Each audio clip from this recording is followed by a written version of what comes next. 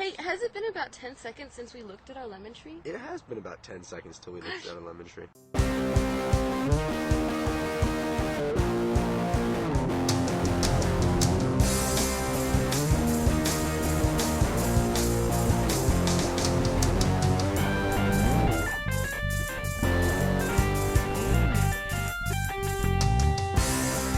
Hello and welcome to 5 on the 5, where 5 guys talk about games for $5. This week we are talking about Dungeons of Dredmor. This is the Robo So Nice They Named Him Twice Double Robo, aka Sean here as your host. Also joining me I have the man who played too much to Headhunter, aka Skylar.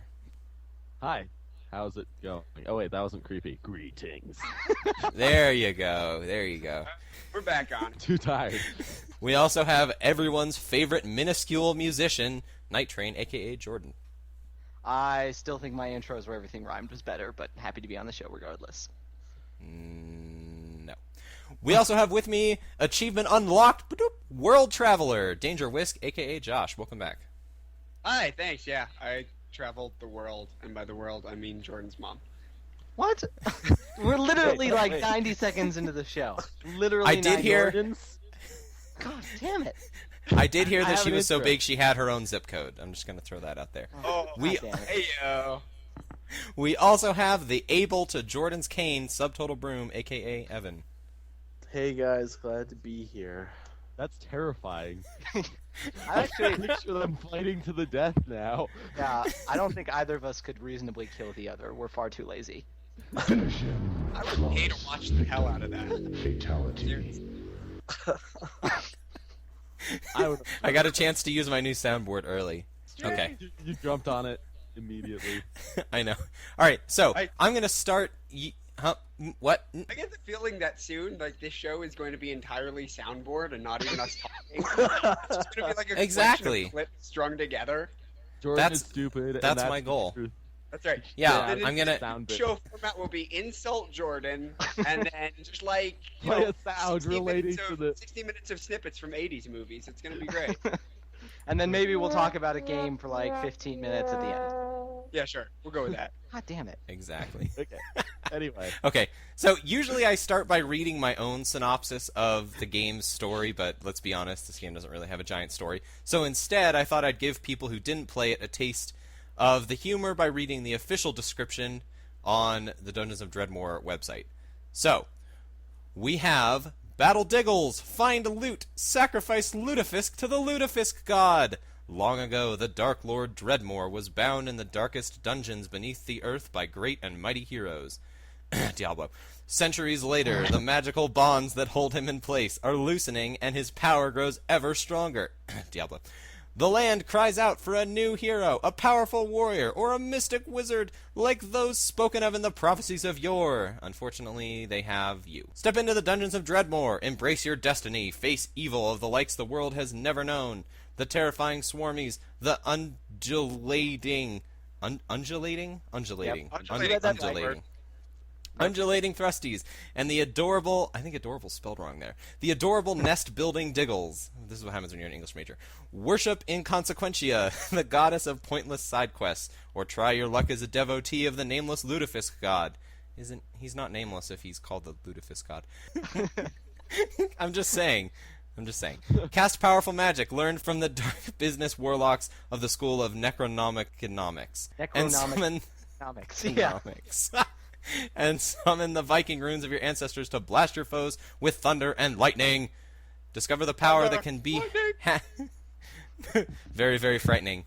Discover the power that can be had by wielding a bizarre armament of devastating weaponry such as the interdimensional axe, the plastic ring, and the invisible shield, if you can remember where you left it. Wield shoes decorated by the dwarven glittersmiths, all of whom have now committed suicide because of their shame, and embrace the joys of destroying giant mustache-wielding brick demons with a mace decorated with tawdry, delicious bacon.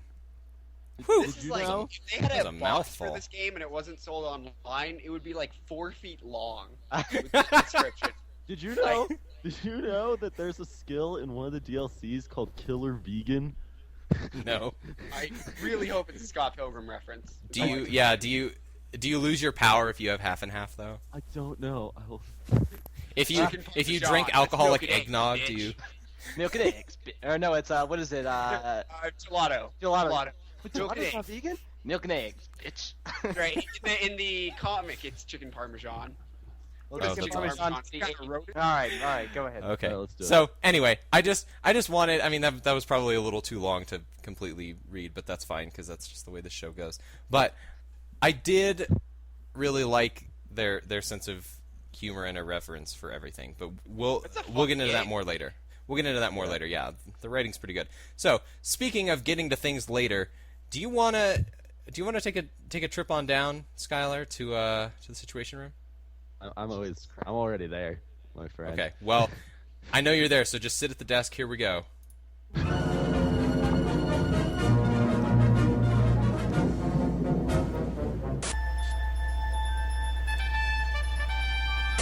From Colorado's news leader, This is the Situation Room with Skylar. God help us all. All right, Skylar. So do you? Welcome, everyone.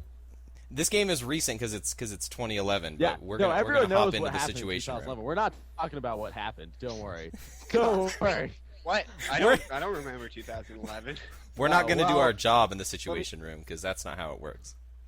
Yeah. Go ahead, Skylar. Situate us. So I have a couple things to say. First of all, just to situate you in other countries, 2011 in other calendars. In the Ethiopian There are other calendar, countries.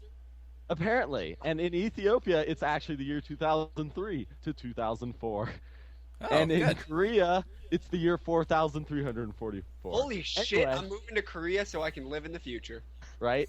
In Israel, it's 5,000 Something. 700 something. 12. Yeah. Anyway, so really, what we're going to talk about though is the top Google searches of 2011. I hope they're not my top Google searches of 2011 because then we're gonna. Ayo! At that list, I got rid of it really quick. I wouldn't have wanted to touch it. Top people. Any guesses? I'm gonna guess Top- Lindsay Lohan. Kim Kardashian. Lindsay Lohan would have been like 10 years ago. Justin Bieber is first. Kim Kardashian is second. Oh, good one, Jordan. The fastest rising searches. Number one is all of our favorite preteen person who enjoys the weekend, Rebecca Black. Nice. Man. Followed quickly by Google Plus, with other Wow, notable mentions such as Pinterest and the iPhone 5.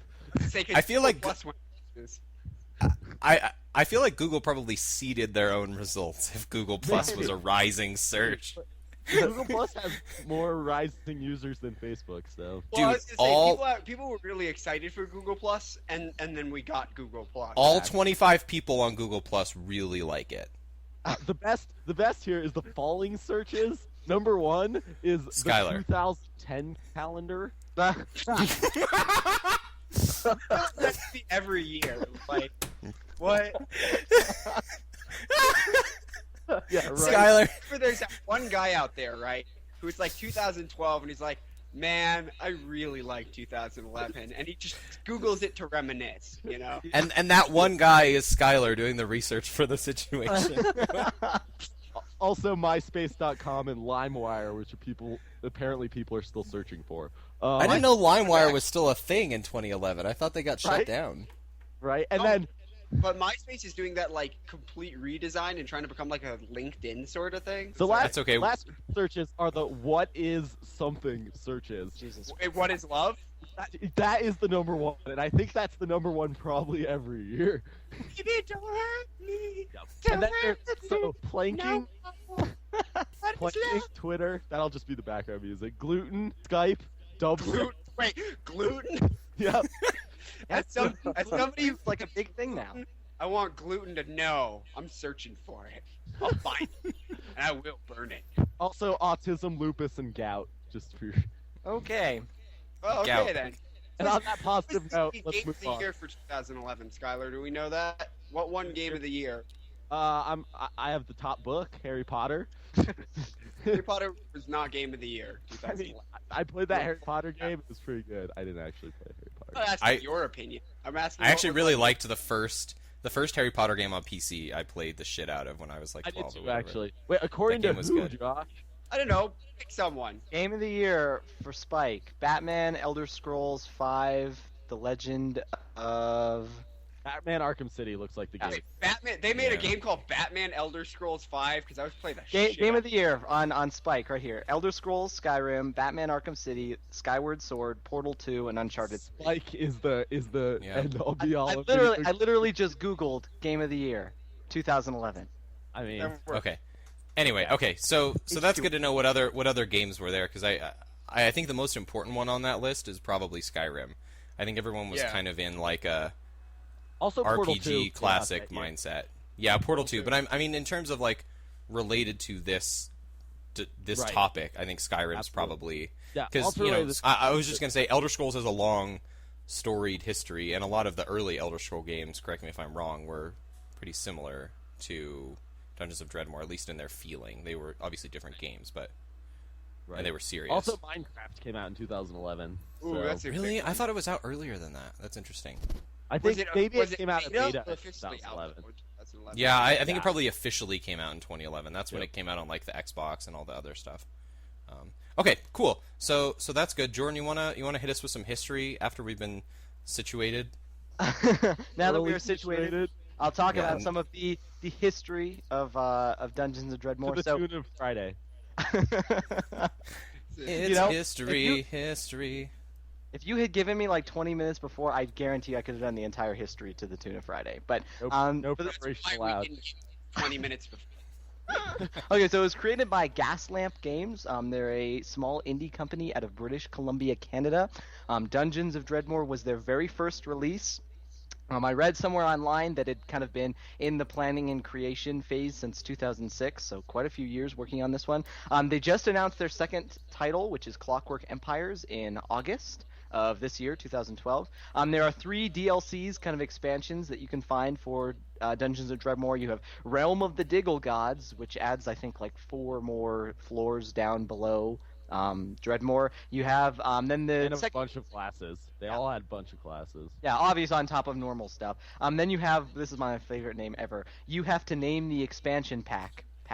That's the second DLC. It's actually free, by the way. So if you pick up this game, you Yeah, can. I don't know why I didn't install it. Yeah, me neither. Like I saw that. I usually don't Yeah, do the that's DLC. true. I should have done that. I feel like crap now. And then the last one is the most recent is the Conquest of the Wizard Lands.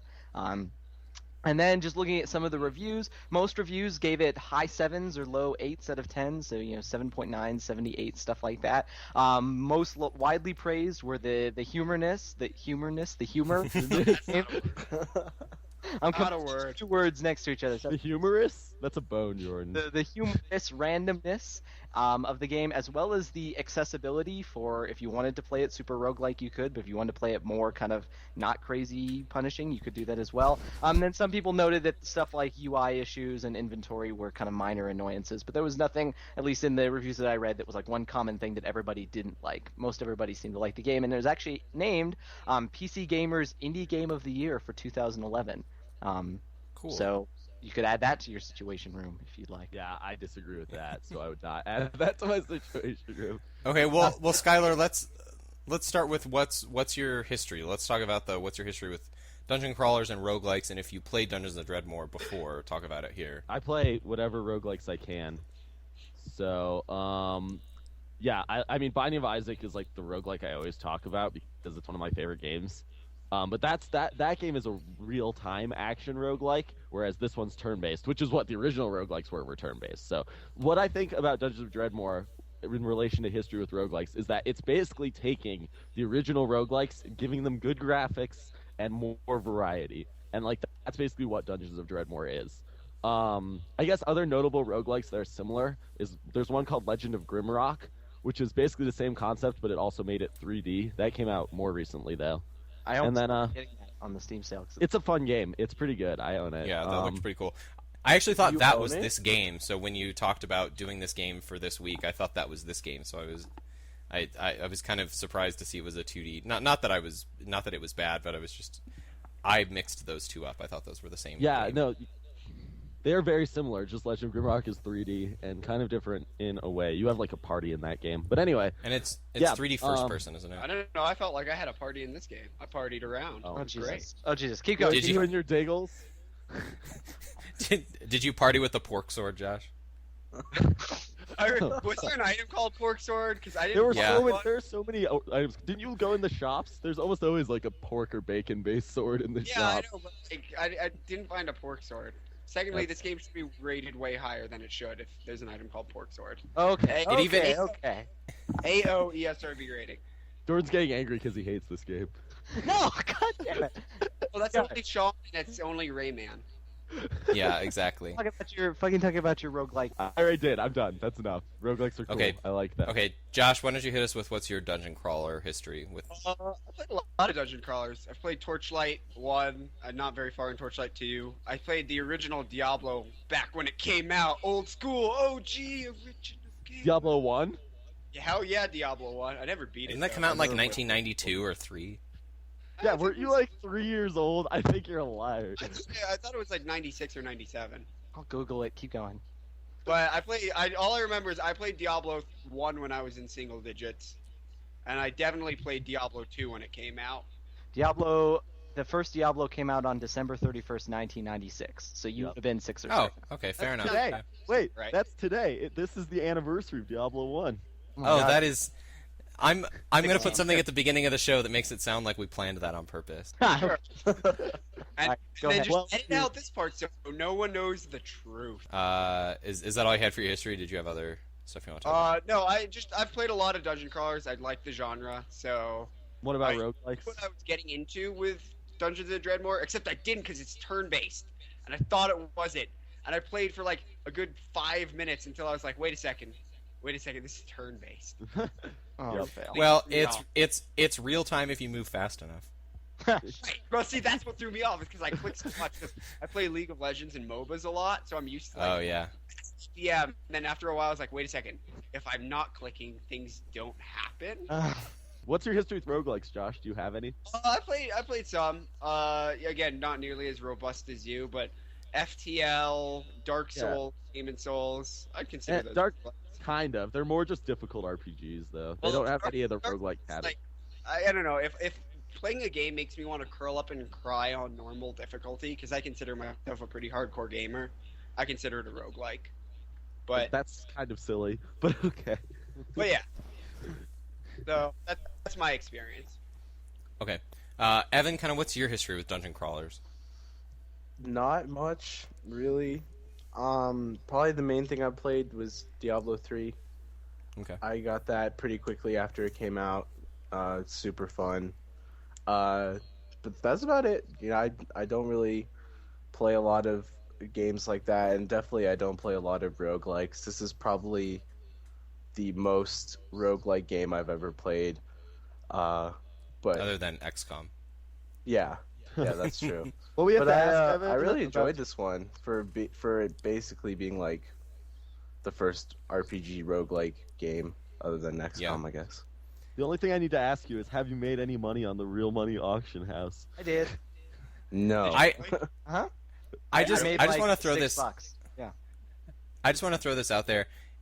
I don't know if you guys saw this, but Blizzard is pushing back the arenas indefinitely. Yep. Which Yep. by Blizzard standards means they're never going to release them. I just want to say that's a Yep. fucking scumbag move to say there's going to be PvP and then have all these people grinding and paying real money. I mean, part of it is that the people did it before it was out, so that's, something to be said. Oh, okay. But that's a really scumbag move. Technically, Sean's Team Deathmatch is the only thing that's canceled. Well, who the hell So- cares? Dueling what is the still model is? You there. can pay real money for the best items to win. I'm sorry. Yeah, no, I agree. I think Yeah, that's no, the- I mean, I'm not personally invested in Diablo 3, so I don't really care. But I'm just gonna say that's not very cool. Anyway, I would be bash pissed. Blizzard. Anyway, God okay, damn it, Jordan, what's Blizz. your? I failed What's to your see how that history? was relevant to anything at all, besides the fact was- that Evan mentioned Diablo. Okay, so Blizzard made Dungeons of Dredmor. Did you know? it was Blizzard Montreal. Didn't you see all Yeah. the Murlocs? I hate you all. Go, So Jordan. yeah, I just completely lost my train of thought. Okay, so Dungeon crawlers and roguelikes I don't have a whole lot of history with. I played a little bit of the, not the original Diablo, but Diablo 2, but never really got into it. Kind of the big one I played, was Diablo 3. I actually like Diablo 3. I know that's a, horribly unpopular opinion in the internet, but You monster. I know, I thought it was actually pretty fun. And so that was kind of the big one that I played. Wait, what about that Digimon game you used to play? That was a dungeon crawler. Yes, that was. Wait, there was a Digimon dungeon crawler? What was Yeah. it? Digimon Yeah, World or Digimon- something like that. I think it was Digimon World never 2 watched was a dungeon crawler. I've played all the Digimon World games. I fucking love those games. I think 2 was the one where you had like 3 on your team and you were in a car, right? And you could Did you explore the dungeon in the car? Because that would be freaking sweet. Yeah, you did. It was like it wasn't really a car like a regular car. Anyway, yeah, Digimon I World 2, remember check that. it out. Actually, Digimon 1 was Digimon World 1 was kind of like a roguelike. Like I don't know That's if the you one guys I played think it, but I remember Jordan playing. Yeah. But you're more Oh, more that it was- game was a classic. yeah, it more was of the where you were story- exploring the world and your Digimon would like die and reincarnate Right. and you had to It turned keep into leveling a it back poop up. monster. Yeah. Yeah, God, or that's if you so old. treated it badly, it turned into a poop monster, which was great. Anyway, so that's kind of my history of dungeon crawlers. I mean, I'm pretty familiar with the genre, though I don't play a whole lot of them. And then in terms of roguelikes, I have a very mixed relationship with roguelikes. Fuck you, Skylar. Mixed. I like the concept, but not so much the ridiculous amounts of time to be invested and the punishing difficulty. Like I got FTL when it was on sale for Steam, and it's pretty fun so long as you don't ever plan on actually beating the game. Like if you ever That's plan on right. it's pointless to even try, but That's it the is pretty point. fun. I got to And the last boss once, and then Yeah. I cried. I got to the last boss, killed him, and then realized, oh, hey, just kidding. There's a second phase, and then he utterly destroyed me. And I was like, That second "Oh, phase is bullshit. Seriously. yeah, I know there's 3 phases. I saw that online, so I just kind of stopped playing at that point. But so that's Where's the kind kind of- of person that likes his food brought to him by his servants? If Jordan has servants, more power to him. Seriously. Firstly, I don't have servants. Secondly, I wouldn't have them bring me food. Let's just throw that out there. Except for your girlfriend, Heyo. Yeah. right. Ding ding. So Sean, did you talk about your experience already? No, I haven't talked about my experience yet. Okay, let's talk I'm- about yours. So my history, I guess, I have a lot more history with like pure RPGs, meaning like, Skyrim, Final Fantasy 7, 8, 9, 10. You can't really call Pokemon a dungeon crawler. I mean, I guess my Pokemon kind is of. dungeon. It has aspects think- for sure. yeah, I think all of the games that I play have parts of dungeon crawling. I think there are parts of the Final Fantasy games that are like dungeon crawlers, although they're the same every time, so it's a little different. I am kind of blasphemous in the sense that I don't really like Diablo. So I don't like Diablo 2. I didn't really like Diablo 3. I think for me the like randomness of dungeons is not as interesting, and I also need a good story to keep me engaged. And I think Diablo 3 had the story part, but I hated the dungeons, and then Diablo 2 had the dungeon part that I liked, but I hated the story. So it I just hated kind Diablo of 3's story. it just kind of ended up washing out. I should say that the story was cliche, but the way it was told was really engaging. Like Yeah, I'll give you that. the cutscenes were beautiful, and like all of that stuff was engaging enough to keep me in it for a while. But I'm famous in this circle of friends for not having finished Diablo 3 yet. So not even on Shouldn't either, like don't regular worry. or whatever. I haven't So either. High five, Sean. not I wouldn't blame you. not that it's a bad game. I think it's really well made. I just ended up getting it because I had the year subscription to WoW, so I got it that way. So it was just kind of like I'll check this out. But it's not like something that I waited for at midnight and was really excited about and disappointed. It was more like I thought it was a cool game and I liked it, but I wasn't really looking forward to it, so it wasn't a big deal for me. But anyway, so I would say I more stick with like Skyrim. I've probably put 300 hours into Skyrim or so. I love that game.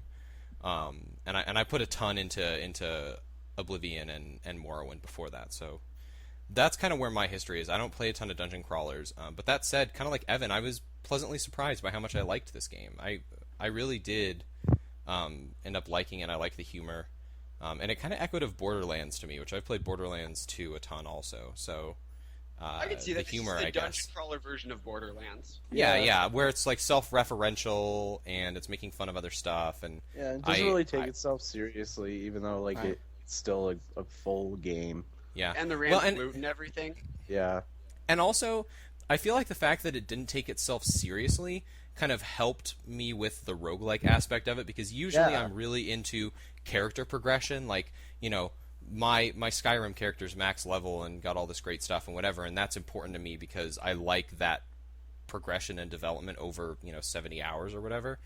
But I usually don't like roguelikes for that fact, and I think FTL and Dungeons of Dredmor have this in common for me, where they actually work as roguelikes for me because they are kind of irreverent and silly and making fun of things, and they're not taking themselves too seriously, so it's not that big of a deal when I lose how far I was. Yeah, Well- no, I totally agree, because like that's one of the things that I was noticing is I wanted something like with a story, and like I've been wanting to play a game with like some legitimate dialogue and stuff, and like when playing Dungeons of Dredmor, like you just went into the game like not having a mindset of like really accomplishing anything, and you just kind of wanted to play it because you just wanted to see all the fun and quirky stuff you would run into, more than maybe actually like beating a level or like trying to get to the 10th floor. Like, it didn't feel punishing when you died. It felt like, oh, I died, I'll keep going, rather than,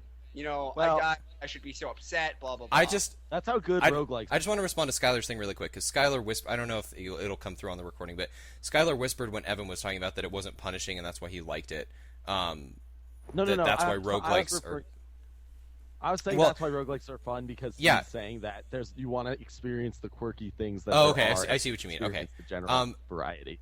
I just want to respond to that, and there are people out there that like that mechanic, but I think Evan and I are in the same boat where that mechanic has never worked for me. So it's You're like talking about it being difficult. about it being punishing. difficult and Being learning punishing. from your experiences and kind of having this meta game where it's like your individual character died, but you as a player are now smarter and more enlightened and Right, you know how to engage with this better. I have never found that appealing. Yeah, and like And you don't really feel and this that is the in first game. time it was. Yeah, this is the first time that mechanic was appealing to me. So it's not that all roguelikes suck and this is the only good one. I'm just saying that Evan and I are in the same boat in the sense that that's the first time this worked for me. It didn't work for me in XCOM. I did not find the metagame fun in XCOM. Yeah, But I did find the totally. metagame fun here. But Like, that's an important part. No, like I see it as with XCOM, it's like when you lose, you're supposed to kind of get something out of it, and you're supposed to kind of like find, okay, well now I know how to do this better. But the game was so random, and the game was so punishingly hard that I felt like I never actually figured out how to get better at the game. Yeah. Just because like I kept getting owned all the time with absolutely like no chance of trying. I want to Well, in present a terms of- qualifying. Oh, Josh, go ahead. I was gonna say, in terms of random punishment, Dungeons of Dredmor really takes the cake, because, like, one of the things is you get a ton of different things that just do different random effects. Like, Sean was telling me earlier, he drank a health potion and it killed him, because apparently the health potion went bad. Or, like, That's like a really common aspect of roguelikes, though. It's just random items that don't do. Even in the original Rogue, like you'd pick up scrolls and their names would just be random series of letters. right, and that's don't fine, know but, what like, they did but, to like, use them. I would use like an item like 4 times, and each of the 4 times it would do something different when I would expect it to do the same. Like, and it's not a bad way, and it certainly added to the humor where it's like, have a potion of invisibility, and what it would do is make everyone else invisible except for you or Right. something. Like, and it was hilarious when it happened, but I found myself dying to random effects a lot. Like drinking a stone skin potion, which was supposed to, like give me armor according to the description, and then it literally turned me to stone and killed me. So, like, and it was funny and it didn't feel aggravating, but there was a lot of random that happens in this game. Yeah. So I wanna Jordan, that qualify- did feel aggravating to you. So do you want to talk Well, about that really quick? It's not that it felt aggravating. I just want to qualify this opinion because I do agree. Like one of the first things I wrote down is that dying wasn't nearly as frustrating as like it had been in previous roguelike games that I played. Like, I like a game kind of like what Sean and Evan were talking about, where there's a constant progression, or if I'm going to put time into it, I kind of want to be able to know that I'm going to get something out of it in terms of I'm getting better or I'm understanding it more. And a lot of times when you get in games like this, especially something like Binding of Isaac, where you can play the game 5 times and never get the same 3 items, which is fine, and some people like that, and there's nothing wrong with that. And it's just like, times. you know- You're funny. 5 times. the point, what I mean, the point stands. And so it's like, I don't ever feel like I'm getting any better because there's no reasonable expectations that the things that I've learned and the things that I messed up on are ever going to present themselves again. So it's, very Okay. little. You're Hold expected on, to hold on. play it enough that they will, though. And that's too much time for me, and that's a different point. But that's not the point I'm going to make. The point I'm going to make was that I think this game did do a pretty good job of that. Where I did feel like, okay, well now I kind of see what this does, or I see a better way I can go about this, that kind of thing. I think what helped that though is the ridiculous skill choices and things like that, which we'll talk about later. So that when you died, like one of the things I have with FTL is that bothers me is like if you die and you mess up and then you want to play again. You're like, okay, I died, I messed up, I screwed up.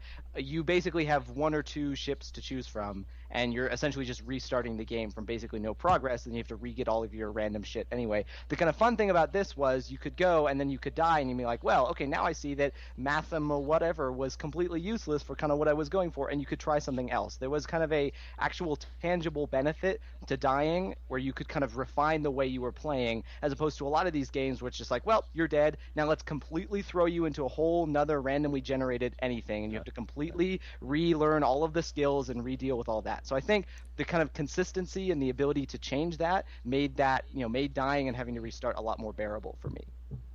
And that's if you want to play like that, because there's also a random skill button that just lets you re-roll your skills. Yeah, and if you want to, like when I played, I never picked my skills. I either randomed or I did last choice if I really liked my last group of random skills. Yeah, and there's nothing wrong with that. That's fine. It's just although I always chose burglary because burglary is awesome. Yeah. Well, yeah. And can we take a minute and talk about the skills? Yeah, can we start talking about that because they're just cool. Yeah. Good. Okay, so at the beginning of the game, before you even start playing, you get to pick a 7 out of 37 different skills. I assume that's 37 after the DLC, or is that is really? like no, there's not that base. At the base game, there are 37 skills. 24, 28. Yeah, there are. Wow. Ow. I did not realize that. Okay.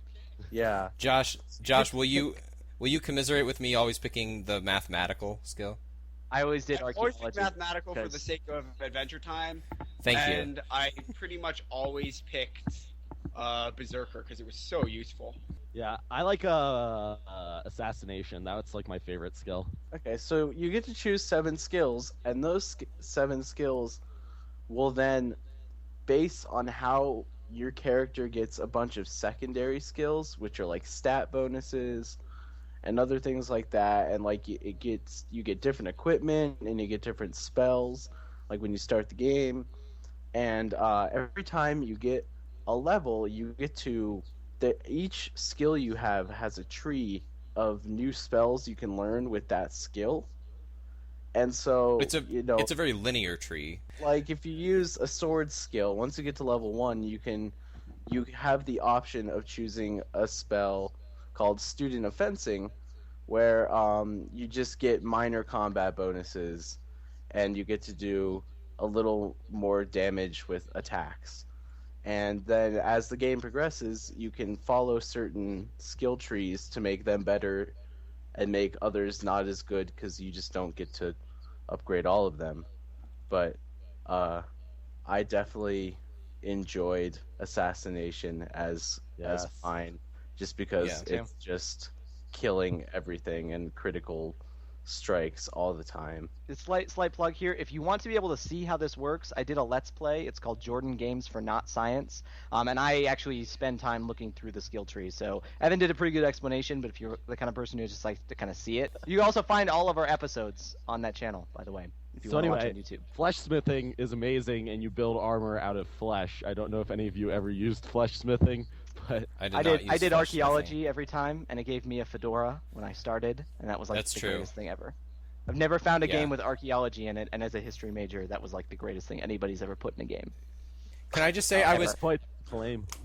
One thing I was kind of bummed by was the fact that your armor choices weren't represented graphically. I understand that's a lot of coding, so it's really hard. That's one of the things that makes the Binding of Isaac amazing, is that every item affects your character.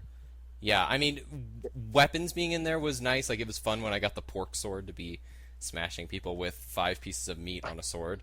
But it did make me kind of sad that no, I agree. That you didn't see it visibly.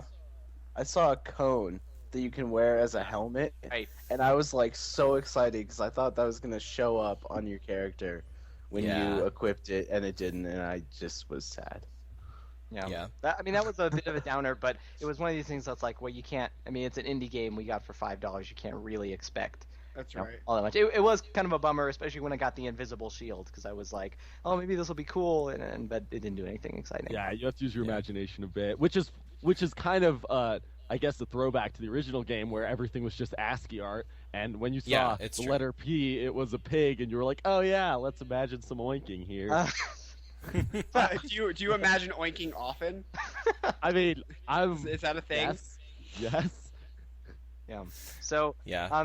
I thought the skill system was really cool. Like I really liked it, and I liked the fact that it didn't have like classes. Like when you boot up something like Diablo or something like that, it's like you pick your barbarian or your warlock or your witch doctor or whatever, and I thought it was it's cool to have that kind of archetype kind of to fill in. It's like I know what I should be using. At the same time, I thought it was really cool, and again, it made dying and restarting a little less painful because you're like, well, I've got 37 different ones I can choose from, and I really like the skill set here, and I like the trees and the way that you upgraded them, and I thought that was cool. It was one of my favorite parts of the game. If you get this game, get the DLC, because I've been looking through the skills for the DLC, and they're amazing. One of them is communism, and the second ability is socialized healthcare. That's Nice. awesome. Plus, it has the skills are funny. They're really funny, They're and they're hilarious. well thought through. And their descriptions, like all the tooltips for them, are like they're all witty in some way too. Well, for instance, one of the skills you get after a little while in vampirism is sparkle, where you sparkle in the so bright that it stuns all enemies around you. Like, comedic gold, I liked man. that. Oh, also, I was wrong. There are not 37 skills. There are 36, and the 37th is random skills. Evan. Damn. We're Also, apologize. I guess about that. since you mentioned the tooltip, Josh, and I have this open, I'll read you the tooltip for socialized healthcare. Okay. Glorious socialist healthcare of Canadian comrades closes wounds at the steady bureaucratic pace. Yes. That's Let's great. talk about Canadians also. Being a Canadian game, there are tons of Canadian jokes, and my favorite one I found so far is I found a little nook, in an area, and it was filled with Canadian bacon. And then when I walked into it, my little map said "Lair of the Canadians," and then it said "Sorry" across it. And that was like my favorite thing ever. I just was cracked up. Yeah. As you like explore rooms in the game, they all have these really goofy names. This is kind of bleeding into the humor stuff, which we can talk about. They all have these, goofy names like, the precipice of porpoises or something like that. And they're completely unrelated to anything, and they always have these very goofy, very silly names, and so it's pretty funny. Part of the humor in the game. That's a good transition. Josh, do you want to talk a little bit more about the writing and kind of some of the stuff? I guess we kind of covered it already, but is there anything else you want to talk about with it? Well, there's not a lot of writing there, because it's a game that's pretty much devoid of story other than there's a bad dude named Dredmor at the bottom of 10 levels of a dungeon. Go whoop his ass. Luck with that, yeah. Right. So, but there's lots of little things, like monsters say things when you hit them sometime, like The taunts, your father was a quivering pile of man beef, or weird insults like I just paid my insurance. My therapist says this will be good for me. That was one of my favorites. I only need to kill one more adventurer before I retire. Right. Little things like that, or when you break a statue of the villain Dredmor, it goes heroic vandalism. Yeah. That was my favorite thing in the entire game. I definitely have a sound clip of that, so I'm excited. But for the most part, the writing's kind of sparse and in between. There's not a ton of it. Most of the writing comes through item descriptions and, again, names of areas and the realm of the Loot Fist God, and But for the most part, what there is in the game is very funny, and it is very well written, and I was definitely chuckling a lot. Yeah. Yeah. There were many a chuckle to be had. Yeah, definitely. That said, I would have liked to see more story in some way, other than more than just even an opening splash screen, because that's all the story there is a screen when you start the game that says, yo, you're an adventurer, you're gonna go beat a guy. It's maybe a paragraph long, and that's it. That's all the story. I mean, that's so common in roguelikes where you get story at the beginning, you get story when you beat it, and that's the story. Yeah. Well, and that was actually one of the things that I that kind of, and this kind of relates into one of the things that really I didn't like about the game. So all the things you didn't like. God, I hate all of you. Okay, so, I played through the game and I, like most people, died quite a few times at the beginning and played around with skills. And then I got, as is common with these kind of games, a really lucky start where I was kind of face rolling the whole first floor without any trouble at all. And so I was like, okay. And then I kind of got 3 or 4 floors down and I was like, all right, you know what? I've got a good character. This is solid. I haven't died yet. I'm just going to kind of gun it as far as I can to kind of see, what do the other levels look like? Maybe I can get to the boss. And eventually I did get to Dredmor and he killed me horribly. But one of the things that kind of ruined the experience for me to an extent was that, as you go through, like, every floor is exactly the same. They're all randomly generated, but it's like walk into room, kill monsters, equip loot, move on to next room, occasionally run into side quests that asks you to kill a different kind of monster or, place a randomly funnily named item on a goofy shrine somewhere else in the dungeon. And then occasionally a monster will spawn after that. It just became very monotonous. Like I even wrote it down. It's like by the time I was at like the 7th or 8th floor, I was just bored. Like there wasn't, there was no story interjected. There was no side quest. There was nothing outside of, walk into room, kill monsters, and then like especially by the time it got to like the 7th or 8th floor, all the monsters were just slightly variations on the ones. Like you stopped running into the new models of most things. You know what I mean? It's like you had the Djinns and then the foot guys and then Diggles, and it's like it just all became pretty monotonous. And maybe that was kind of maybe what I get for trying to gun it to the bottom. But at the same time, it just became, because there was no story, the side quests didn't really do anything. It just, it got pretty monotonous. And maybe that's just me and, I think that, well, because, like, that's kind of just how roguelikes work. No, so, but like, I'm going to agree with Jordan on it. It's not in a bad way. So not like, it's so boring, but like, because I found it fun and I enjoyed playing it and I still enjoy playing it, but what you get in the first 2 minutes of playing is what you get. Is exactly what you'll get 8 hours in or 10 hours. Yeah. Exactly Which how it differs was. from like, arguably a game like Borderlands where you'd be like, well, you're just shooting people for the first, You can turn any game into that on a reductive level, though. Yeah, I agree. Like, you can say, oh, Call of Duty is just shooting people, or Halo is just shooting people in space, or, like, right. I don't know. But Dungeons of Dredmor definitely feels the same throughout, because there's no real sense of pacing for it. Yeah. Well, there is a sense of pacing. It just is very uneven, and we can talk about that a little bit later too. I mean, this wasn't like a deal breaker for me. Don't get me wrong. It wasn't like I got to floor 8 and was like, "Yep, I'm bored. I'm done playing this." You know what I mean? It was fun, and I know if I had gone, like, there were quite a few times I was like, I want to go back and try some wizarding stuff because my character that I got really far with was like a combination warrior rogue, and I basically used my one Viking magic spell, which was awesome. And then, Viking magic spells are ridiculous. Yeah, Yes, I mean, so I recognize that there's plenty of still replay value, and there's plenty of things that I'm sure there were plenty of magical rooms, like the Canadian room I never got to, you know what I mean? It's like, I'm sure there are plenty of those things that I didn't come across. That being said, the pace got very monotonous, and I just kind of got bored. It also does very explicitly warn you in the tutorial, like, if you play this game to beat the game, you will not like this game. Like, it very much spells that out. Yeah, and I recognize that my goal was to get as far as I could. I was like... Yeah, which shouldn't be your goal. And I recognize that, but for the point of the show, I wanted to see kind of if it did change and what the other levels look like and what some of the other monsters and things look like. And so I recognize that, and that kind of qualifies the opinion that I have. At the same time, that will never change. Like, I mean, whether or not I was trying to get as far as I could or not, it doesn't change the fact that the gameplay you get in the first 20 minutes is exactly the gameplay you get in the first 20 hours. Right, and that's that's the point of roguelikes, is that they give you a mechanic and they add tons of random variety to it, and then you explore that mechanic as fully as possible until the point where you're good enough at it that you can beat the entire game. Yeah.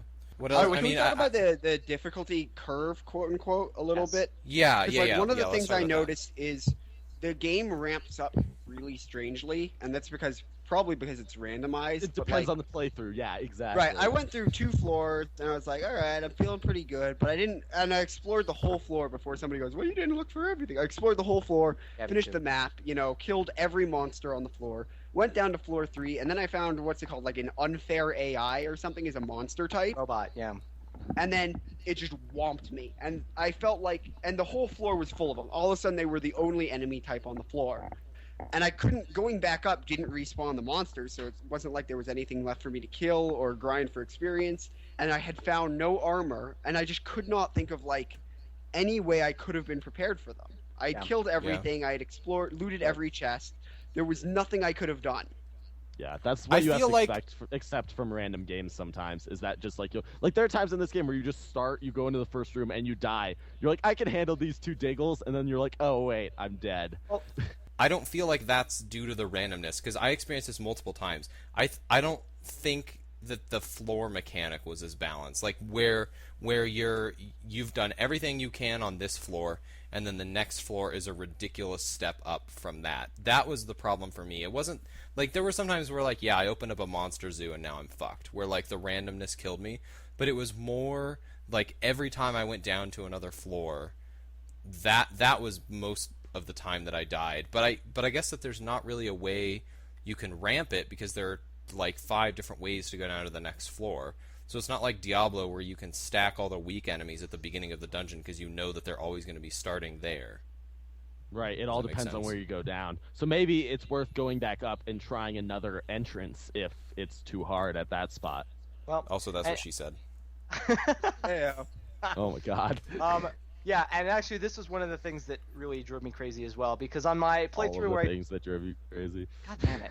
Well, I'm just gonna start ignoring all your little unwitty tips on my points. So on the game I played where I got through. So like I said, I got a really good start, and I was like, swords. What often happens with these games where you get lucky and then you face roll everything. So I had like picked swords as my main weapon, and then I got like a 3 or 4 star sword off a chest in like the 3rd room of the first floor. Yeah, it was Wow. something. It was like a 2 or 3 star sword. So then I could go around killing everything in like 3 hits, and that kind of continued because I got a good start. I had a really good play, and so through about 9 floors, there was pretty much nothing, with the exception of some of like the specially named monsters that I couldn't kill in 3. Were you exploring the entire floors Yes. though? Yes, I cleared the entire floors. Yep, I even meticulously hoarded stuff and sold it. I meticulously looked through my gear because I wanted to get far. Like, the goal was to play it well, and so I cleared all the floors. And then I hit the bottom floor, the 10th floor, and it was ridiculous. It wasn't so much of a curve as it literally dropped off the face of the planet. A fiscal cliff of difficulty. Exactly. For our American listeners. 90% of the food that I had collected throughout the game, I used on that last floor. Like, and that's not an exaggeration at all. It was absolutely ridiculous, the difficulty curve. And I was like, holy shit, I had to spend like every 3 turns, I had to like meticulously plot out how I was going to do this and all this kind of stuff. I cleared all the floors, and then I like finally inch my way through it. And then I get to Dredmor, right? And I'm like, okay, I expect this to be hard. And so like because it even says in the tutorial, beating the game is hard. So I was like prepared for that. It's just like, oh my god, the difficulty curve was ridiculous. And I got to Dredmor, he killed me in like 5 hits. I did like, I threw everything I had, the best stuff I had at him, and I did like 1/8 of his health, and then I was like done. And I was like, okay, whatever. The problem with that was, it's like, not only was the difficulty curve ridiculous, but I think one of the things that bothered me about this and other roguelikes like this is that when I'm on like the 2nd floor and something happens to me like Josh, where it's like I walk down there and there's like 3 things that I obviously can't kill and I kind of die, that's okay, because that's like 90 minutes of my life, whatever. The problem was, what really made me mad is by the time I got to that 9th or 10th floor, I put quite a few hours in. It was probably 6, 7, maybe 8 hours of playing that game in. And then just to die ridiculously floored like that, it wasn't like I made a bunch of small mistakes and then they eventually killed me. Like, I got my ass kicked. And then to die like that, it just was like, fuck. It was XCOM the exact same way. You have to accept that in roguelikes. Like, that's Yeah, what they do. I guess that's what I was gonna say too. It's like, unfortunately, like that's just what you get. In random games, like, you might get bad randomness at the beginning, or you might get really hard randomness near the end, and you just have to accept that when you get it, it's gonna fuck you, and that's a part of it. And like, and that's why there's a point though that you can get to, and if you find the right skill set, where you should be able to handle every situation. If it's a well-made roguelike, that will be the case. But I get I don't but still necessarily feel know like, if this is that or not. I feel like, and this is me personally, and I think Sean supports this too. I feel like that games should reward skill over chance. Like in many games, I feel aggravated when I get a boss mechanic and I understand how it works, and I'm doing everything right, but I lose because an RNG number says I'm going to lose. Yeah. This is why The Binding of Isaac is a good roguelike, because that game is 100% skill, with roguelike aspects that add to it. Whereas that's the problem with turn-based combat in general in roguelikes, is that it's hard to make that a skill-based system when it's so simple.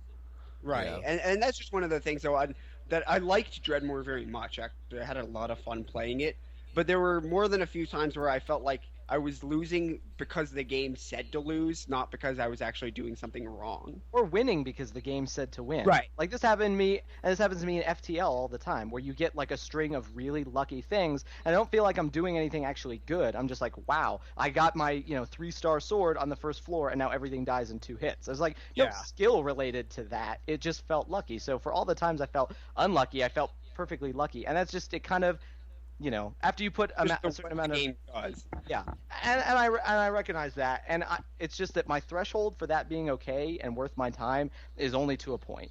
You know what I mean? Once I put 5-6 hours into something, that's just not. I just don't care. Like I lost and was just like, well, fuck that. I just don't care anymore. Yeah. You know what I mean? Yeah. I mean, I can see how that can happen. I mean, definitely after my furthest playthrough, which the furthest I got was I cleared out level 3 and I went down to level 4 and just got insta-gibbed pretty much. And after that happened, I definitely put it down. I was like, fuck this. I'm done. I'm going to go do something else. I'm going to, go watch TV or do something else. But it had the hook in my brain by then where, like, in, 6 hours or so, I was like, yeah, maybe I'll go play another game of that. I think that for some people that sticks there, and it's like, it's not that you're going to play it, 10 hours straight. It's that you're going to play it and have a really good one, and then maybe you take some time off, or you're like, you don't play for a few weeks or something, but then you're like, I'm going to go through and try that again. And I think that's a hard feeling to get on this schedule where we're playing a game, for 2 weeks. That's true, yeah. And roguelikes aren't like play a million playthroughs in a row. You play like 1 or 2 playthroughs, and then you stop, and then you come back whenever you feel like playing again. It's not a game you like force yourself to play constantly. Well, or it's not like Rayman where you have a driving thing to like get a story to, based, yeah. Or like a driving linear mechanic where it's like, we can compare. I played 25% of Rayman, you played 30% of Rayman. Like there's a very easy way to compare how far we went, and I think it's harder to do that for a game like this. No, yeah, it's true, because you could make it to the 10th floor really fast, or it could take you a really long time to make it to like the 4th floor. I had a game where it took me an hour to make it through the first floor because it was just so huge and there were so many enemies. But then I had a game where I made it to floor 5 in 6 minutes. Yeah. So. Yeah. So. Okay, so let's. Jordan, you want to say one more thing before we do sound clips? No, that's fine. Okay. All right. So we're going to go into sound clips. clips. Yes, the sound is good. The sound effects are great. I captured a lot of the music because that was one of my favorite things. So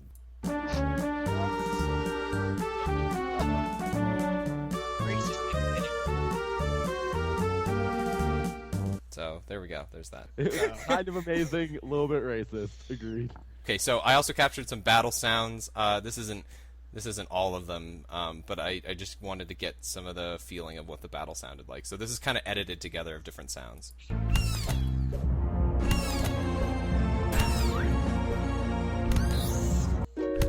Critical hit. I really liked the critical hit sound. I felt really accomplished every time I got a critical hit. I really like that, and I also really like. Oh God.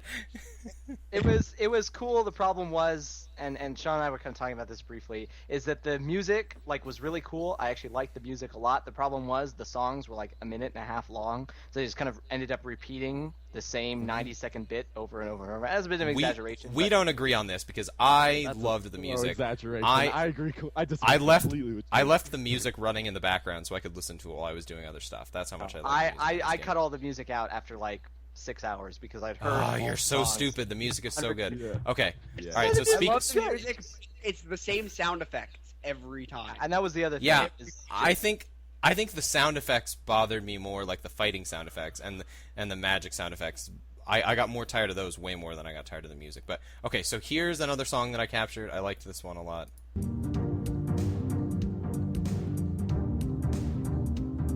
Just like a nice jazzy, I don't know. And then that piano line over it. That piano line over it is awesome. I really like that song. This game had really good music. Really. I agree. Okay, so this is another thing that I captured. This is the end of that same song, but there were times where it would transition depending on where you were. So like certain rooms would have certain music tied to it or whatever. So I just caught that because I thought it was kind of a cool thing to have this sort of like live music switching.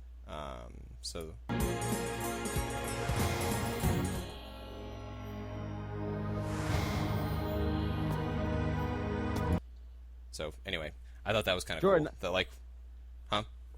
That's I'm just kinda- gonna drop some cold hard facts real quick. Okay. I just looked up the soundtrack. There's 28 songs. 20 of them are over 2 minutes long, and 10 of them are over 4 minutes long. That's really impressive for not just a game, but for an indie game. Yeah. You just got dated And up in here, that son. being said, I played 14 hours, and so if you want to do the math, that still means hearing those same 20 songs. I mean, that's a lot more music than a lot of AAA games, though. Yeah, I just Yeah, felt fair like enough. after a point I was like, oh my god, the same. The problem is that there were like 2 or 3 songs that they'd actively play on a floor, and so when you're like spending the next Yeah. on a floor, So when you're on the it's just- first floor, you hear those same songs a lot. Yeah, I yeah, can see exactly. So don't get me wrong, I actually really like the music. That was like one of the first things I noticed. I was like, oh, that's really cool, and it was quirky and funny, but still like in the dark dungeony tone. You know what I mean? It was just like I really hearing the same songs over and over and over. that. There were lots of really different genres too, which is really hard to do as a writer for a game because they had lots of different genres that all fit within the feeling of the game. I think that's really tough to Yeah. do. The Yeah, it's only all other one game I dude can think that did of. it. The only game I can think of that does that really well that's coming to mind right now is WoW. Like the World of Warcraft music is very different, like depending on where you are, but it's all fits into the same feeling of the game. Like I think that's really hard to do, especially in an indie game. Warcraft as a whole is impressive. Yeah. Okay, so Whether you like this, it or not, World of Warcraft is impressive. Yeah, it's this certainly done a lot. This is another piece of a song I captured. I also left me picking up a ton of gold on the end because I just watched Austin Powers and it made me think of I love gold. So You should touch me out. I just thought the heart part was really cool. Yeah, I like this.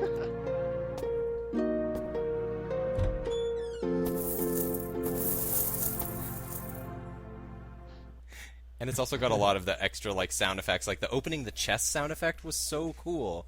That Like was I a don't know, good it's just really good. I mean, obviously I'm a sound person. I sit here and record this show and have tons of sound stuff and do a lot of editing on it. And I love doing sound stuff. So I'm kind of predisposed to like games with good sound. But I was just really blown away by how good the sound was in this game and how deep it was. Oh yeah, it I agree. definitely Talk about like the most it's definitely a important step innovation up. this game brought. Oh god. Wait, what was that, Evan? No, it's just like their attention to just like detail, I guess, is impressive. Yeah. Like for being an indie game, like the attention to like making sure there's a lot of music and having a lot of sound effects and like it's all pretty impressive. Yeah, Especially definitely. on the limited resources that indie games often have. Yeah. Yeah. Okay, so last thing, there was one song that kept sticking in my head, and I could not figure out why it felt so similar, and so then I figured it out, so I made this. Heroic vandalism. Okay, so this is the song from Dredmor, right? And I was like, It's the really GoldenEye familiar. theme. It's totally the Just wait. GoldenEye theme. Just wait for it, Joshy. I knew it. I knew it. Good call, Sean. Good call. They're very similar. So, I love GoldenEye. I played that game. It was the only game I had for N64. So, it was fun for me to go pull this clip because now I have this song on my computer and that makes me really happy. Huh. So, anyway, I thought you guys would Amazing. like that clip. like Nice. it. Good call. So, yeah, that's pretty much all the stuff we have to talk about. The game, I don't think we can do a what works and what doesn't work today thing because it came out in 2011. So, Yeah. okay. So usually we do our quick attacks. I'm going to play the where'd quick it. attacks go? Quick attack. Here it is. Pikachu use quick attack. Okay. So This now is like on to that our double slap attack, you know, where you like in the card game where you flip a coin and every time it lands on heads you get to, you know. No? No.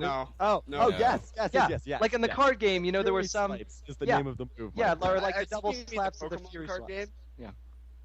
Yeah, people Oh, actually I see. Okay. Okay. Yeah. I, Yeah, it's the one I where just it collected can the repeat cards. I multiple never times. played it. That's That the, exists in the video game too, though. yeah. That's where I played Yeah. it. The video game. Anyway, Then why'd no, you It's in that's the card game. You yeah. liar. that. But the video game that was of the card game on Game Boy. You guys remember that? Yes, I played That's that. the fucking shit. I played that shit. It was yeah. If you don't want to play normal Pokemon, just play Pokemon cards on your Game Boy. Damn, that was like my I road forgot trip that they game did that. to I go forgot to. that they Oh, did yeah. that. That's true. yeah. Anyway, we can continue. Yeah, so super quick plug. I got Pokemon Black 2 for Christmas, and it's really, really, really, really, really good. That should I've be heard a it's quick really attack. good. Yeah. Yeah, Asshole. We don't have It's- quick it's- text this time. it's awesome. Instead of making new Pokemon, they picked 300 from the 650 that already exists, and it's a really good mix of like types, and you can pick your team really early, and you can level stuff. It's good. It's really good, and the Flappy in balance, the balance is the best, huh? Flaffy? Yes, yeah. He's Yeah. one of the first. He's one of the first my favorite electrics. You one. can catch a Mareep, and also Sandshrew is in there, and he's my favorite, so that makes me really happy. Nice. So anyway, if you felt burnt out by like Diamond and Pearl and haven't played since then, play Black and Black 2 because they really changed some of the stuff about it I that's played core. Black, and Black was really good. So Yeah. Anyway, Podcast is so like a record number of tangents. We need like a tangent bumper. oh, you mean like this? Has it been about 10 seconds since we looked at our lemon tree? So there we go. It's been a while since we looked at our lemon tree, so let's get back to the lemon tree here. So instead of doing our regular quick attacks, we felt it might be kind of fun to do a top 5 games you played this year. That doesn't mean games that came out this year. Well, because Um, it's New Year's. Yay! Yeah. Yeah, because it's True. New Year's. Happy New Year. It's New Year's Eve and when we're recording this. yeah, and I just felt like it might be kind of fun to talk about like what are games that stuck with you this year, whether they came out this year or not, kind of in the vein of this show. So I'll start with mine. Borderlands 2 was really, really fun, and that game really sticks with me. I've had a lot of fun playing that game.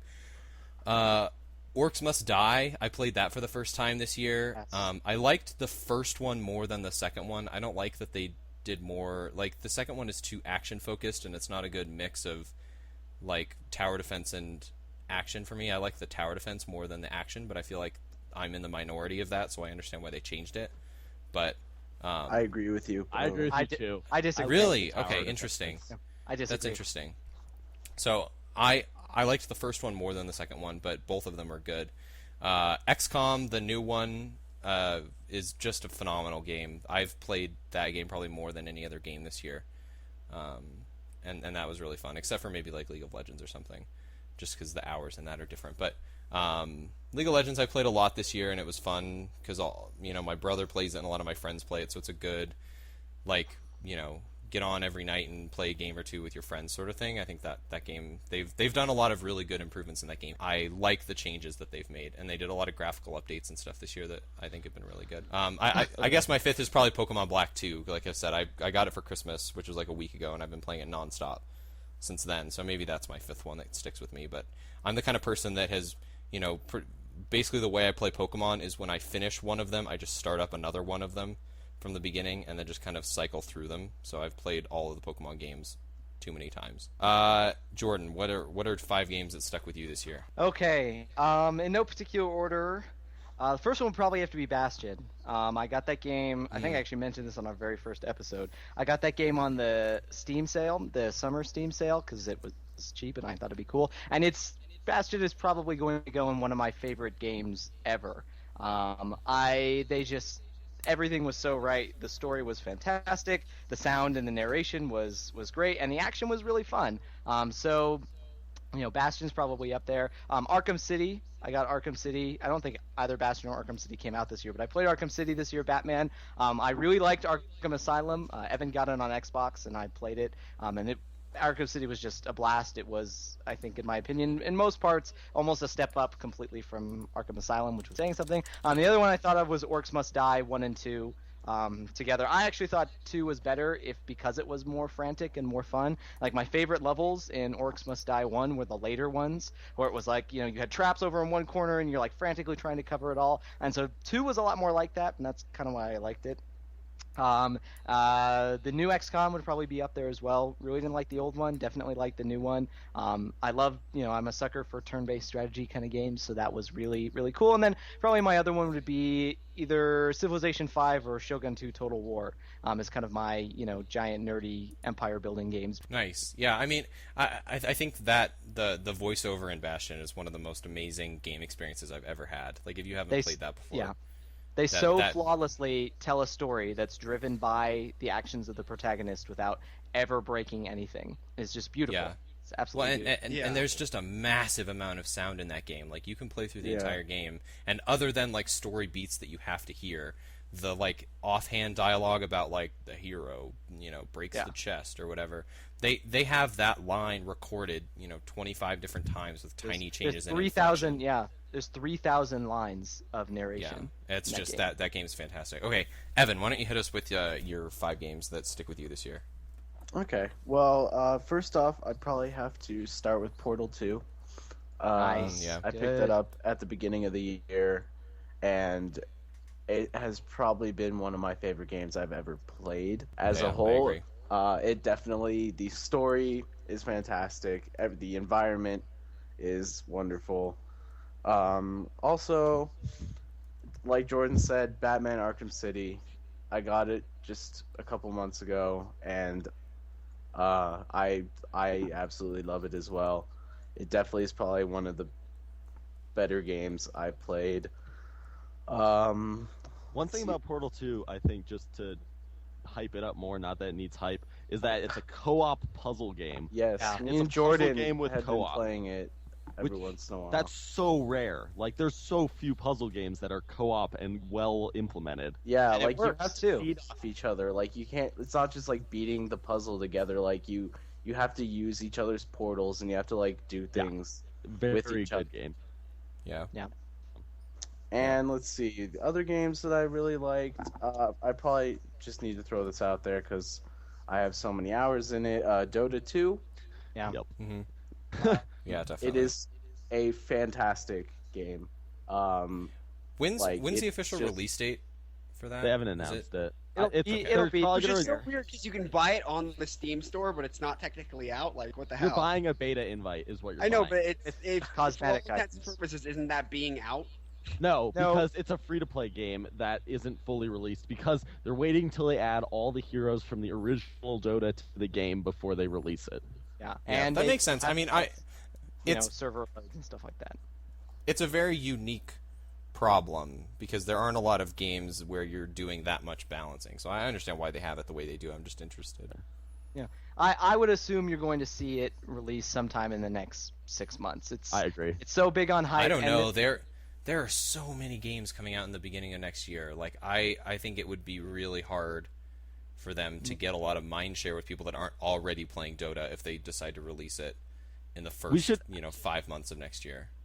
Once we're done with this, we should mention our game we're most excited for next year. Yeah, that's a good idea. Like that. Okay. Yeah, Anyway, that's a good idea. just to wrap that up, there's only a few heroes left. There's like... All right, enough with the Dota. No. There's like... Sidetrack. Oh, come on. No more Dota. Okay, let's not talk about Dota anymore. Evan, you have anything else? I have Mass Effect 2. That's such a great game. The year 2, and I have like a million hours in it. And then also, I guess I'll do League of Legends because I probably have about 400 hours in that game. And I can't not mention that because I spent you too were many MOBA of my king. days. Skylar, do you want to hit us with I was going to talk about Dota 2 as well. I have like 250 hours in that game, so I play a lot of it. My favorite, I don't know, I didn't really rank them at all, but like my favorite, I played it a ton and I hate my life after it, is Super Hexagon. Scribblenauts Unlimited is a really cool game. I love the concept of Scribblenauts. Cool. And Unlimited makes it like perfect. It literally, like, I think they like reach the peak of that concept, and it's like so well implemented. That's amazing.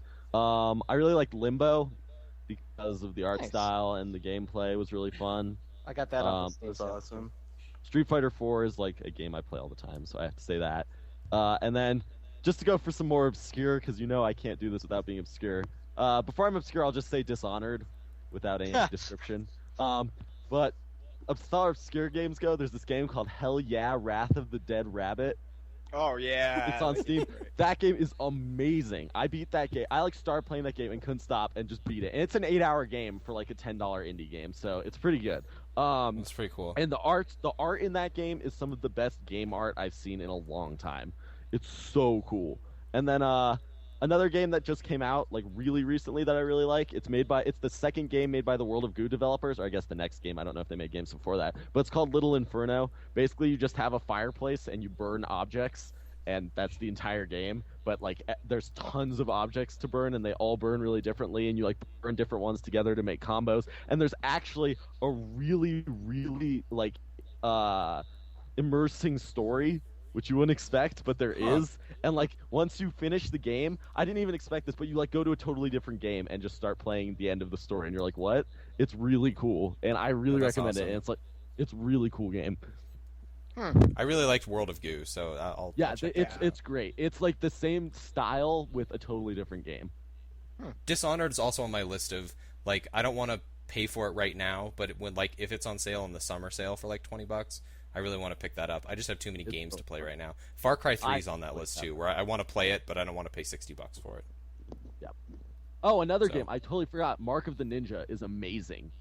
Yeah, that game's that's really probably cool. the best game I've played this year, maybe. I'm thinking about getting it. So Yeah, should me get it. too. Get It looks awesome. Absolutely Yeah. get it. It's really good. I think you'd like it, Jordan. I think you would. I Okay, think it's probably Josh. the best stealth game I've ever played. I'm gonna keep mine Yeah. to actually 5 for the sake of time. My number 5 will be World of Warcraft: Mists of Pandaria, because and people are gonna go World of Warcraft, and it's like, you know what? I put a ton of hours into it. I like it. Is it the perfect MMO? Far from it. But you know, they did a lot and responded to a lot of the things players wanted, and I have to give them credit for that. No, that's good. That's not a bad thing. Number 4, without a doubt, is The Secret World, which just went free to play, another MMO. If you haven't played it, pick it up. It's honestly one of the smartest games I've ever played. It's unbelievably clever. There's a whole series about investigation quests, which make you feel like you're playing right out of National Treasure or Indiana Jones, and it actually makes you think and Google things. It's absolutely brilliant. You'll have a And lot not of just fun Google with things it. like you Google stuff for WoW, where it's like, where is this NPC?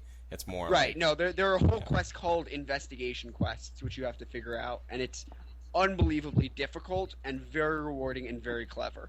So Yeah. it's 100% a wonderful, amazing game. Try it. I just heard that the only bad thing about the game was that it got old kind of quick. The combat's not great, to be honest, but it's a really clever game. You will not regret getting it. I'll put Yeah. it that way. And now Kind that of- it's free to play, like Guild Wars, where you buy it once and then it's yours, absolutely worth playing. Kind of in that same boat, by the way. Star Wars: The Old Republic is free to play, and it's not the best game, but the story is really interesting if you like Star Wars or you liked KOTOR or any of that. So I would say check it out and just play it like a single player game. That's what I did. I just Yeah. played through it and played it like a big KOTOR sequel instead of like doing a lot of the group stuff, and it's really fun that way. So My number 3, I'm going to go with Recettier, an item shop's tale. Oh my god. Because that game's great. Yeah. Whatever you say, the game's really fun. Josh, It's not I think you mean it's anything else I've kawaii. ever played. Like You mean it's it's really fun, kawaii. like anything you've ever played. So if you haven't played it, do yourself a favor, pay the $9 for it, because it's fun, it's wacky, it's hilarious, it's very Japanese, and you'll just have a great time with it. And then for my 2, it's a tie. I know, and that's stupid, and I shouldn't be allowed to do it, but you all did like 8, so whatever. What? My number 2 You is going to be clarified that you were gonna do 5, so that Yeah. well, it's a slash, so whatever. It's League of Legends, which I can't get over, / Halo 4. Because I didn't know you were both playing Halo 4. We should play that together. Yeah, Halo 4 is a lot of fun. 343 really knocked it out of the park with the story, because I'm big on story, and it was Yeah, I great. agree. And League of Legends, I mention it once every show. But my number 1 game of the year, and I'm cheating on this because it's not a PC game, and I feel really bad about it, but I can't help it. Journey. I knew you were going to say Why is that. Why is that like cheating if it's not a exact PC hipster- game? Because we're a This PC isn't- game show, damn it. I think Journey, you're a hipster, though. I just have to tell you. No, Journey was. I know it's I'm good. not even sure Journey is a game so much as an art piece, but Journey really to me was the game of the year without a doubt. It's beautiful, it's moving, it's fantastic, it's fun to play, and it's never the same each time you play it. It always feels different. And just my game of the year, hands down. Fair enough. I think Dear Esther sits in that spot for me too. Of like, it's not a game, but it's the best game ever made. Where it's like, it's like pushing the boundaries of gaming in a really interesting way. So yeah, I would say check out Dear Esther and Journey. Those are both really amazing games. To the Moon also is a game like that, that? which is really interesting because it was made entirely in RPG Maker. Yeah, To the Moon is But- weird. I got bored of it really fast. It's a really nice game though, in a lot of ways. It's really beautiful. But yeah, but that's my roundup. Do we want to talk about our most excited game for next year? If we can make it like one sentence. The only reason I said that is because I want to talk about BioShock Infinite because I'm so freaking excited for BioShock Infinite. I cannot even stand it. Yeah, I think BioShock Infinite looks really cool. What do you think? What is your most look forward to game, Sean? Yeah, Sean. Yeah, Sean. Mine's kind of weird. I'm actually really interested to see what StarCraft 2 does, because I have really fallen out of playing StarCraft 2 to the point where like I don't even open it up anymore. And I played a ton of StarCraft 2 when it first came out. I followed the pro scene. Jordan and I did StarCraft 2 casting. We had tournaments. Like, we were really, really into StarCraft 2, and it just hasn't kept me engaged. And the community has really, really shrunk. So basically, if you get on Battle.net right now, you just get destroyed all the time because it's only the people who are really good at it that are left, pretty much. And most So- people have beta access anyway now, so Yeah, people who are now so- playing Wings of Liberty are even smaller. Are really, really good at Wings of Liberty, yeah. So I'm interested to see if that reinvigorates the community, if it makes me watch pro stuff again, if it kind of puts me back in that place. I won't say it's my most anticipated game, but it's the game I'm most interested to see how it works out, because I do want to be in love with StarCraft again. It just hasn't held my attention, really. So I don't know. Very Go cool. figure. That's kind of what I'm thinking about. Josh, what's your game you're excited about for next year? Well, my game is iffy because I'm not sure if it's actually going to come out. They say it will, but who knows? But they haven't released any data for it. I'm excited about the possibility of a Persona 5. Okay. They say it's coming to PS3 and 360, but they haven't said anything about it. So but the idea of E3. a Persona game makes me, hot and bothered. So I'm up for it. Fair enough.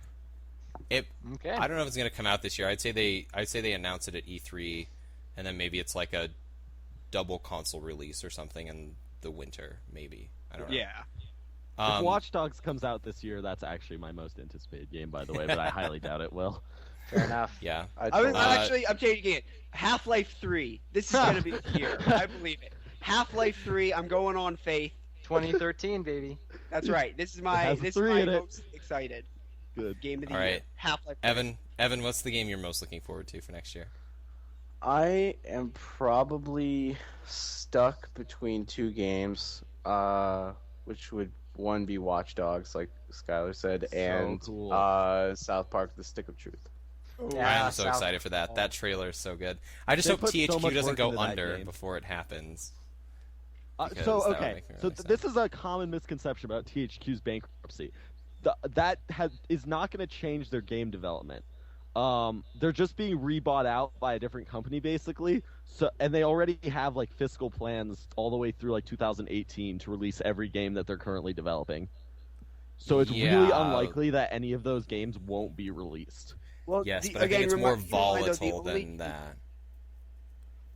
The only danger with that is, and we've seen this happen with Activision acquired companies before, is Activision can cut the product launch even if the game's 100% done, and Right, companies that's have true. done that before. So that's the only. or they fear there. can cut into it. They can ruin it with DLC. They can Mass Effect 3 it. They can there are so many different things I like how how that that's a a company verb. Yeah, thank you, Yeah. Jared. to Mass Effect 3 something is check it out in the dictionary next year. Something about the Blizzard real money auction house in there too, but for the life Yeah, of me, I Oh, I just God, think that here there it are goes. ways for that to happen, and especially after playing Saints Row the Third and seeing how awesome that was, I just want them to make more stuff like that, and I want them to stop making shit like Company of Heroes. And I wish they would make better games that would make them more money. That makes me sad, because Saints Row the Third is brilliant. Okay, Jordan, what's the game you're looking forward to?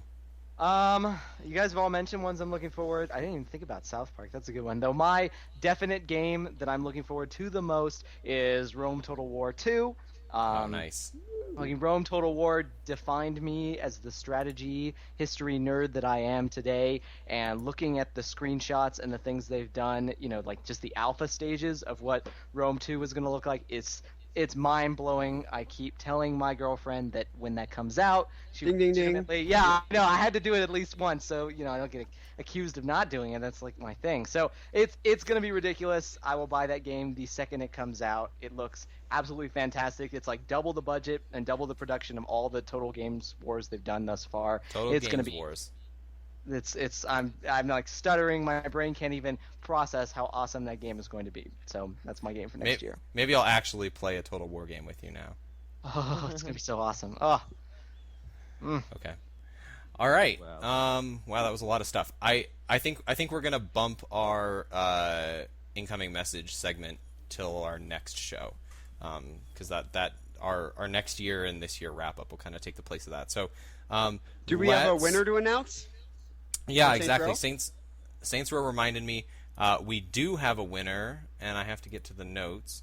So our winner of Saints Row the Third is Zach Sokol. So I sent you a message. Just PM us on Facebook, and we'll give you the code for Saints Row the Third. And if you already have it, give it to somebody else, because it's a great game to play with other people. So You stole my name.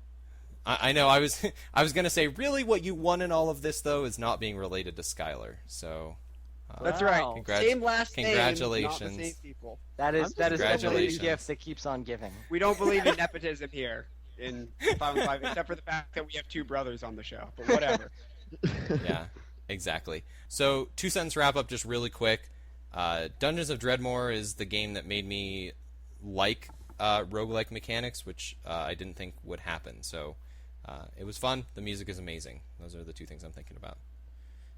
Jordan. Gee, I guess I would that's say the whole sentence. You already wasted one. You're already you're only down to 1 sentence now. shit. Well, that's 2. Okay, you're done.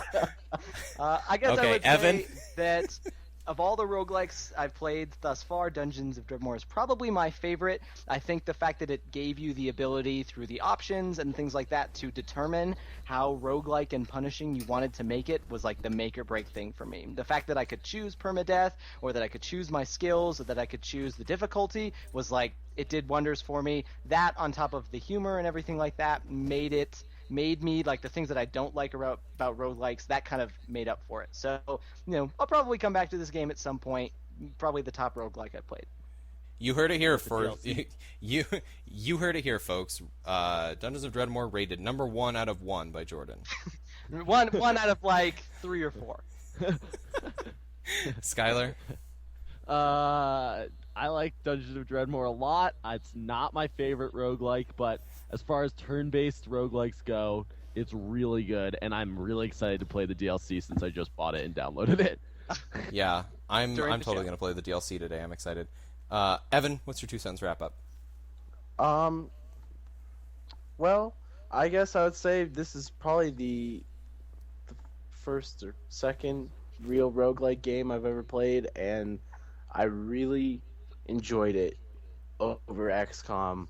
I just thought it was a lot more fun and a lot more friendly, and just it felt like you were a little more in control of the game itself in a strange way, because you really weren't at all. But yeah, I definitely liked it for not really knowing what these games are like, and not really even being a fan of them that much. Yeah, I think for me this game benefited over XCOM in being more modern. I think if I had played XCOM at the time, I probably would have been in love with it. When I was 8 or 9 or 10, and I was really into Right. strategy games. But I think for me, going back and playing XCOM was a lot less fun for the first time than playing this for the first time. And I think that's just the benefit of it's benefited from all the games that have come out between then and XCOM to make it punishing but also modern.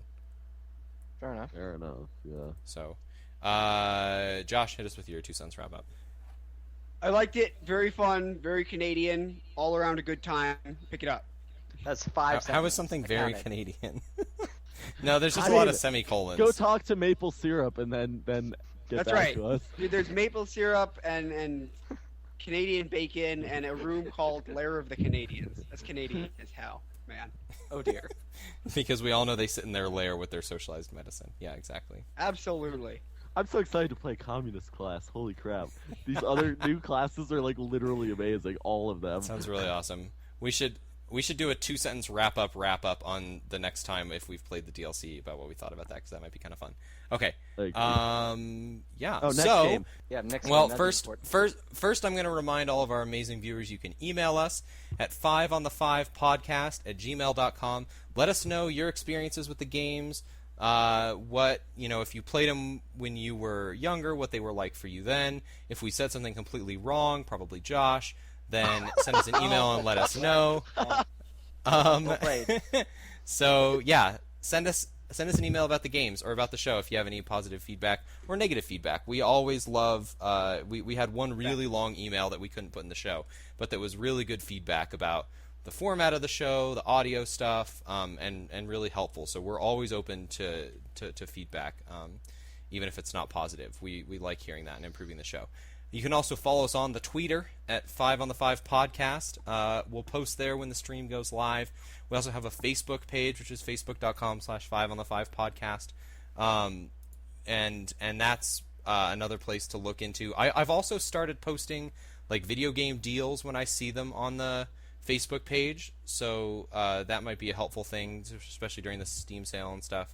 I've been posting some of that too, because I feel like that's in the spirit of the show. So check us out on Facebook. And our next game is going to be Legacy of Kain Soul Reaver, the first Legacy of Kain game.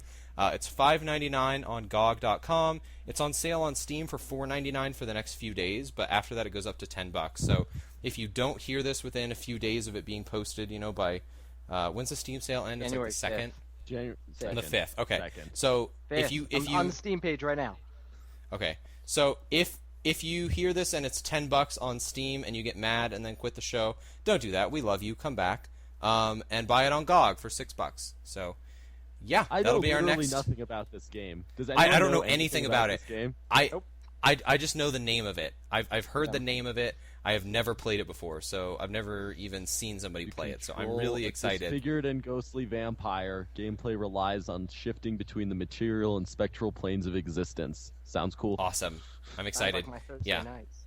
So 3D action game, which should be pretty cool. Other than that, Josh, we're recording a Chest High Wall sometime soon. Yes, there'll be another one out this week. We promise. Okay, there'll be another one out soon, so keep an eye out for Chest High Walls, which is Josh's podcast. Other than that, Jordan, you want to give us an update on your mom? What's she up to? How's she doing? I haven't seen her for a few hours, so. I hate you guys. Make sure also, if you're aware, I post all of the shows on YouTube. So Already said that. I post them on YouTube. You can find them 5 on the 5 Gaming Podcast. Search that on YouTube. You'll find all of our episodes there without having to deal with iTunes. Jordan also does a Let's Play of each game, so I know that me and Skylar and Evan kind of stream it a little bit, but if you miss the stream, the Let's Play is a good 10-minute view of what the game is like, so you'll kind of know what we're talking about on the show. So other than that, I don't have anything else. Thanks for listening, and we're out. See you Tell guys your later. friends. Bye. Yeah. Tell your friends about the show. God damn it, no.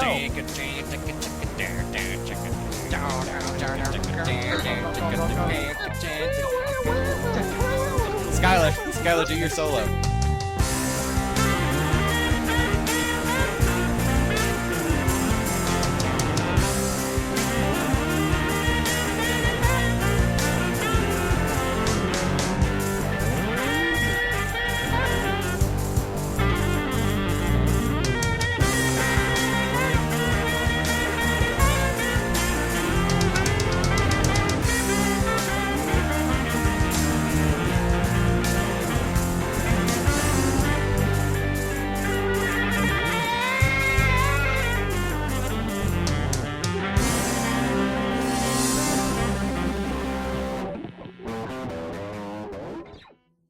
want to set the scene for this, imagine dark interior of a dungeon.